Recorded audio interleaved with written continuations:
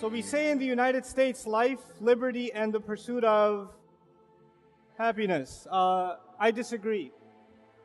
I disagree with the pursuit of happiness. I want to start with a pretty serious point. The Quran actually, in its entire discourse, never describes the pursuit of happiness as a real goal. The furthest it goes is the pursuit of contentment, but it never actually acknowledges happiness. Not in the way that we think about happiness. I want to build this over the next 20 or so minutes. I want to give you pursuits, literal pursuits that you and I have that go far beyond happiness, that take a lot of effort.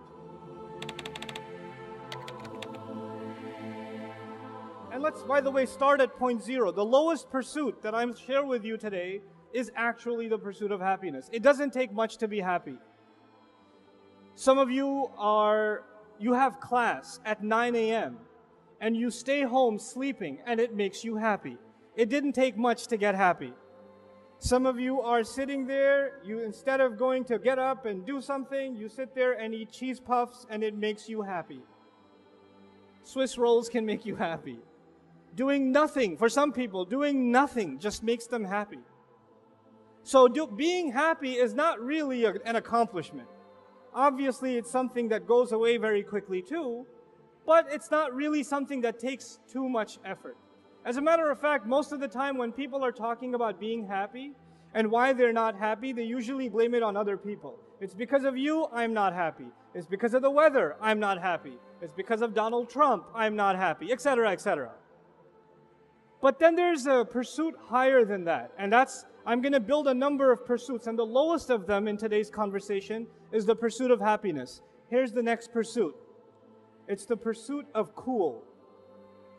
It's the pursuit of social acceptability. I'm calling it cool. And what that means is that I want to be like everyone else. I don't want to be the weird one. There are young people that go to high school and they look different from everyone else, and it makes them feel awkward. So they make sure the next time they can go shopping for clothes, they're going to think about, what can I wear that when I wear it and walk down the hallway in school, people aren't going to look at me funny or make a comment.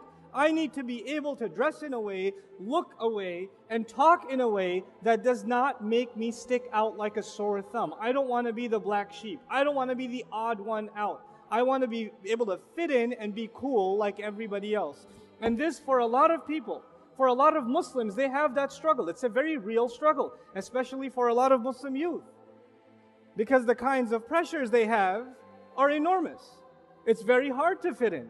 There are comments they hear all the time. Our girls go through this struggle every day, especially the ones that wear a hijab. It's not easy. They stick out and people make mean comments to them. The school environment can be a very brutal environment. But regardless, for some people, this becomes a pursuit. As a matter of fact, everything they do. I've even met young people, they don't even like listening to certain kinds of music, but they only do so because all the other friends do it, and they'd feel weird if they didn't do it. They dress a certain way because if they didn't, their friends would actually make fun of them. This becomes a pursuit for people. And by the way, this is not just something that affects young people. It affects old people too. It affects our elders too. They want to fit in too. They want to make decisions based on what other people are doing. They want to move into a neighborhood because everybody else moved into that neighborhood. What are people going to say? Their financial decisions, their business decisions, their family decisions, even who they're going to let their kids marry decisions are almost all the time based on what they think is socially acceptable. They don't think about what's best for them or what's best for the family, but rather what's socially acceptable. That becomes more important. So that's the pursuit of cool. But then there are some people that go even at a higher level of pursuit. What are you after? What are you working for in life? And that next pursuit for some people is the pursuit of popularity. The lowest was happiness. What was next? Cool. What's third? Popularity. I don't just want to be cool, I want to be the coolest. For some people, it's not enough that they're cool, they blend in. They need to wear the most expensive clothes. They need to be the loudest in the bunch. They need to get the most attention. They need to be seen as, the one that everybody else wants to be around. These are people that live off of attention. They need attention. There are other people that are perfectly happy being invisible in life.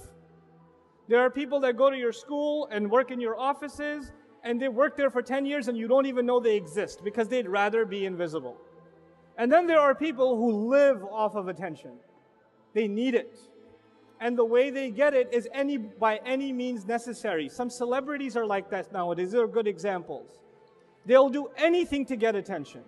If they're musicians and their music doesn't sell anymore, then maybe they'll just get involved in some scandal. At least some other magazine, some tabloid is going to mention them. At least they're getting attention somehow. So there's the pursuit of happiness, followed by the pursuit of what? I forgot. Cool. Followed by the pursuit of what? Popularity. Popularity. And some people live for that. That's what they do. That's what their life is about. Above popularity, however, there are people who pursue something even higher. And they pursue prestige. They pursue prestige. Let me tell you what that means.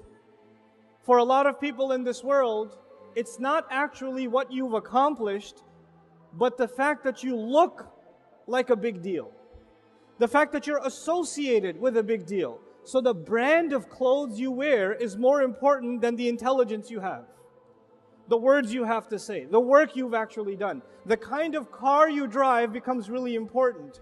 So for some of you whose families are not doing so well financially, and your dad drives a 1988 Buick something, you'd rather be dropped off 4 blocks before your school. Because you can't be associated with a beater. If it was a BMW, if it was a Mercedes, if it was, it was something worth showing off, then you'd be dropped off at the front of the school. There are people who love telling you which college they go to. By the way, I'm asking for directions to the airport. The guy says, by the way, I went to Harvard. Thanks, but where's the airport? You feel the need to let people know that your self-worth has now increased in some way because your name is associated with Harvard. Your clothes, your body is associated with brand name clothes. Something. And for some people, it's actually who they've met, who they've affiliated with. You know who I met? You know who I have a selfie with? It's not actually about you, it's about these associations. You could go to Harvard and be failing all of your classes, but you still get to say, I go to Harvard. You could say that. But at least it looks good on paper. Prestige. And for a lot of people, their entire life is about the image of prestige. That's all it is. That's all they work for. I'm going to start from scratch again. What was the lowest pursuit? Happiness. What was above that? Cool. What was the third? Popularity. And above it is what? Prestige. Some of you, your parents have ingrained in you that you must graduate out of med school because unless you're a doctor, you will have no prestige in society. Nobody will want to marry you. And until you do this, you will have absolutely no prestige. Some of you are working and you rent an apartment and your parents are saying until you buy a house in a mortgage that is far beyond anything you can make economic sense of, until you own a house, you have no prestige. Anybody who has any respect owns a house at least. And out of prestige, people put themselves in social difficulty, psychological difficulty, economic difficulty, spiritual difficulty. Just out of prestige. But then there are people who pursue even higher. We've made a list of quite a few things, but we're going to keep going. There are people whose lives are dedicated beyond prestige to one thing and one thing only. الَّذِي جَمَعَ مَالًا وَعَدَّدَ. Money. They don't care about prestige. They don't care about looking cool. They don't care about being popular. They don't care about happiness. They don't care about anything. All they care about is what? Money. And these people are good at making money. They wear smelly, dirty t-shirts. They look like they're homeless, but they're making 30 grand a day. They know how to make money. And they're driving like the ugliest car. They don't spend it on anything. If you look at them, if you met them, you would not know that they are worth millions of dollars, but they are. Because these people are focused. They know that that happiness or cool or popularity or prestige isn't worth it. The real deal is how you make money. And these people are smart and they work hard. They work hard. These are rigorous people. They know how to get the job done. They know how to make that money. They live a miserable life too, by the way.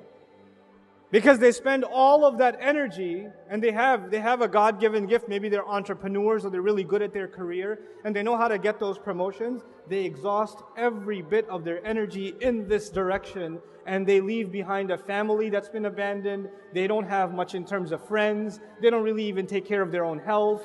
They are miserable in every other aspect of life. The only time you see them come alive is when there's talk about the business, when there's talk about the next investment, when there's talk about moving the career further.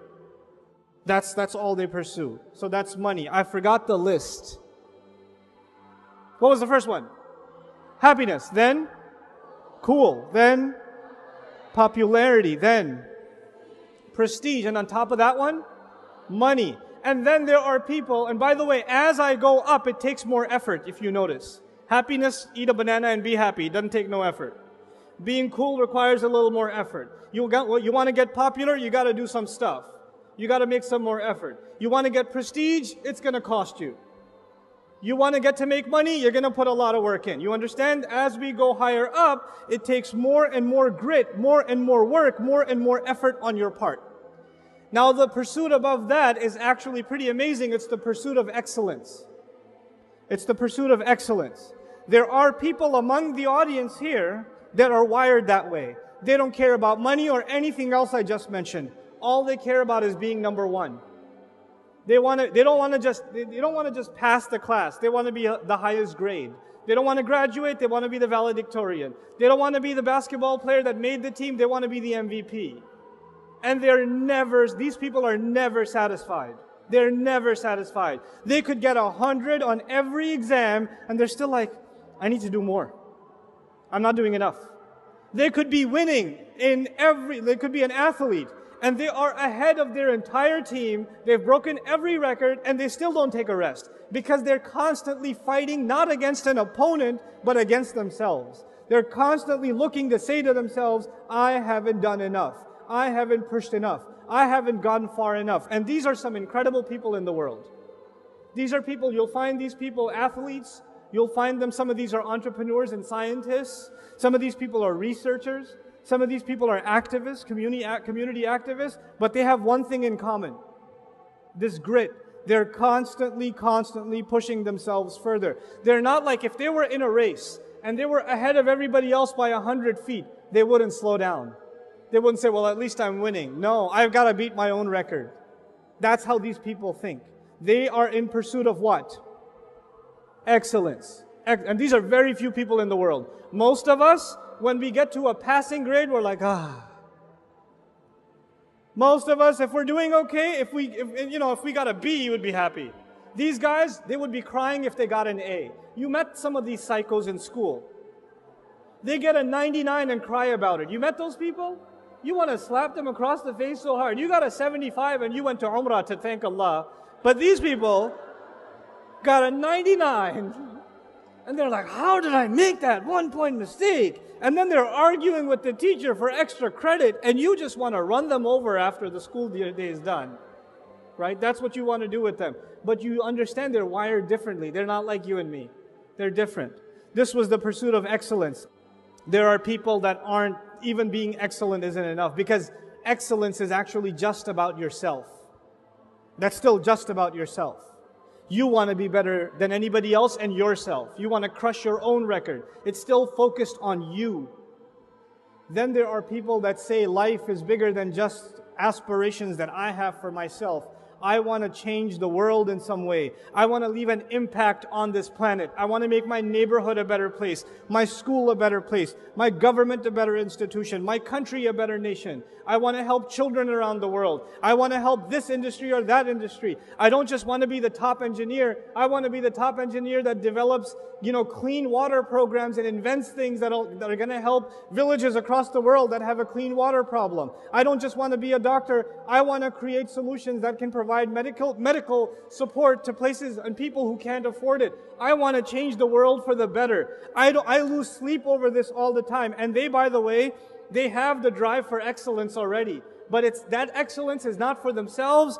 it's for others. These people are concerned with impact. And there are a lot of young people today that are graduating out of top schools across the United States, Europe, Australia. They get their MBAs, they have 4.0 GPAs, they can get six-figure salaries even in their senior year of college, and they turn it down because they want to work for a nonprofit for not even half the salary. Because what drives them is not money, it's not even excellence. What drives them is what? Impact.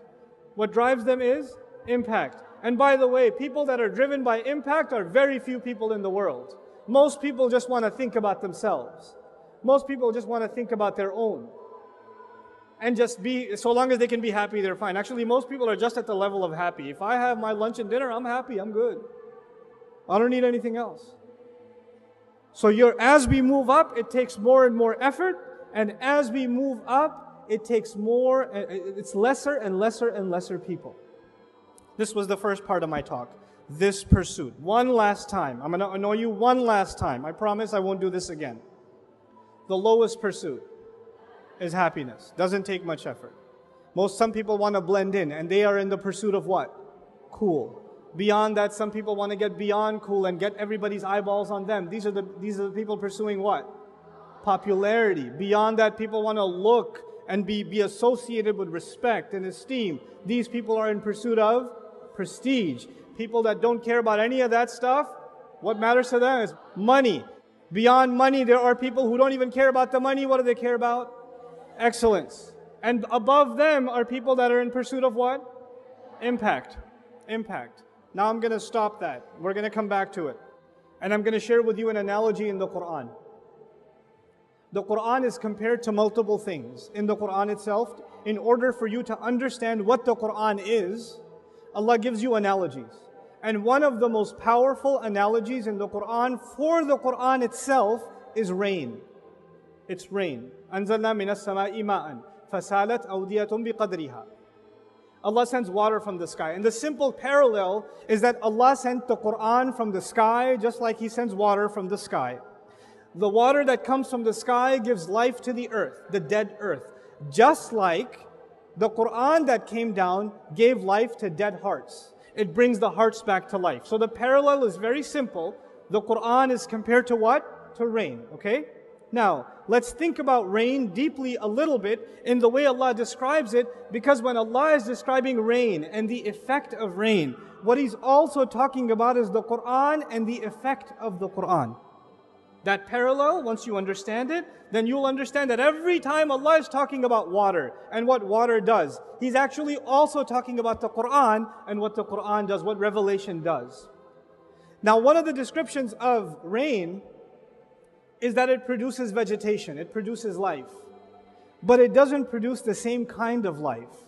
It's the same water that falls all over the earth, but the kinds of fruits and the kinds of trees, the kinds of flowers, the kinds of grass, the kinds of vegetation and shrubs that come out of the earth are all very diverse. All very diverse. As a matter of fact, even the fruits that look the same. Maybe there's an orange tree here, and there's an orange tree somewhere in Southeast Asia. The orange is going to taste different, isn't it? It's not going to be the same. So even though the water is the same, what it produces in fruits and benefits and life is actually very, very, very diverse, isn't it? This is important to understand because the Quran is one and the same. The Quran is one and the same. But the way it inspires you and what it inspires you to do and the good that will come out of you, the way that you're going to blossom and bloom, the fruits that you're going to produce are not like the person sitting next to you. I am standing up here on stage and I've got this mic in front of me and this is what I am capable of doing. But that does not mean that that is the capability Allah gave you. Perhaps you are a different kind of tree, a different kind of shrub, a different kind of plant. There's not one thing to do for Islam. There are countless numbers of things to do for Islam. The earth, all of the earth needs water. And all of it will produce vegetation. And all of that vegetation and all of that produce has its own purpose. Think about that and understand that every one of you has unique potential. And your life is going to be a life, if you understand the analogy of the Quran, plants have an impact, don't they?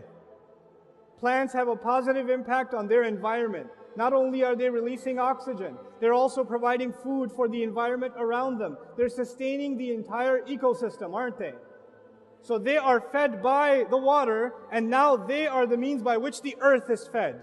We are fed by revelation, and we are going to be the means by which the world will be a better place. The world will be fed, and it won't be fed in one way. You guys, each one of you, have unique talents, unique creativities, unique potential. Not only is it your job to discover that, but then it becomes your job incumbent upon you, inspired by the Quran, that you are not a pursuer of happiness, nor a pursuer of cool, nor popularity, nor prestige, nor money, nor excellence. You are going to be in pursuit of impact, inspired by the word of Allah. And by the way, excellence is a byproduct. It will come anyway if you're properly inspired.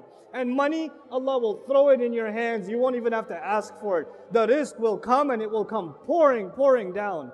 The provision will come from Allah. It will come if you have the right mindset, if you have the right mentality. But you and I have to now start thinking about being people of impact.